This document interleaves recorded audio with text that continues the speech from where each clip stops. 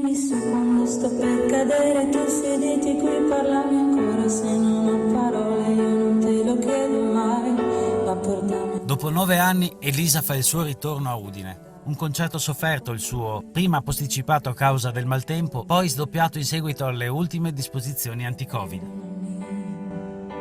Un doppio show primo del suo genere in regione e che non ha di certo deluso i 2000 fan accorsi in piazza 1 maggio. La cantante di Monfalcone ha regalato un live emozionante proponendo i pezzi del suo ultimo progetto discografico, Dischi Aperti, e alcuni dei più grandi successi della sua carriera. È venuta quest'ultima tappa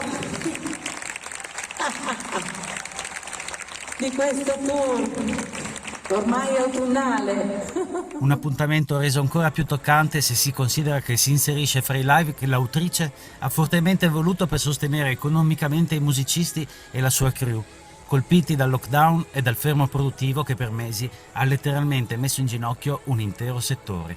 Quello di oggi sì, è un concerto sofferto ma che abbiamo voluto fare a tutti i costi, quindi con un grandissimo sforzo organizzativo e partendo dal presupposto che l'artista si è prestata, quindi c'è stata una grandissima disponibilità da parte di Elisa appunto a sostenere questa doppia performance che non è da tutti, dobbiamo dirlo. Siamo dovuti partire da una pianta che era doppia e dimezzarla,